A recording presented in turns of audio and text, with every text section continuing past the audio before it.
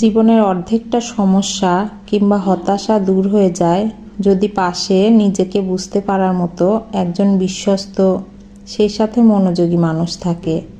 টাকা পয়সা, ধন সম্পদ আপনাকে বিলাসবহুল জীবন দিতে পারে, তবে আশেপাশের মানুষগুলো যদি টক্সিক হয়, টাকা পয়সা, ধন সম্পদ সব জ্বলে যাবে। জীবনের সমীকরণ বড্ড জটিল।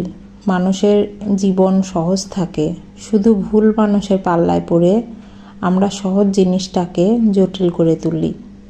জীবনের সব হতাশা, ব্যর্থতা, দুঃখ, কষ্ট, যন্ত্রণা নিমিষেই ভুলে থাকা যায় যদি পাশে ভরসা করার মতো সঠিক একজন মানুষ থাকে। 10টা খারাপ মানুষের ভিড়ে যদি মাত্র একজন ভালো মানুষ পাওয়া যায় পাশে, তবে জীবন অন্যরকম হতে পারে।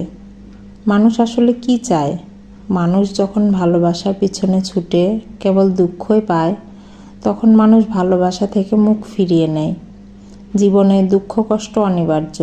প্রচণ্ড দুঃখ পাওয়ার পর যদি কারো মুখের দিকে তাকিয়ে নিজেকে মানসিকভাবে শক্তিশালী নাই করা যায়, তবে এর থেকে বড় আক্ষেপ আর কি হতে পারে?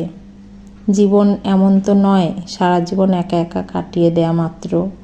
পৃথিবীতে আসার কারণই হচ্ছে সঙ্গী নিয়ে বেঁচে থাকা, সুখে দুঃখে একসাথে থাকা।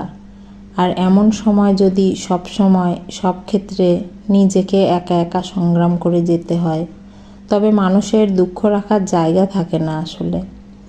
মানুষ আসলে চায় এমন একটা মানুষ যে তাকে বুঝবে, অন্তত সব সময় না হোক, যখন সে প্রচণ্ড হতাশ হয় কিংবা অসহায় বোধ করে। কলমে মোহাম্মদ ফাহাদ মিয়া, কণ্ঠে লাবণী সাহা।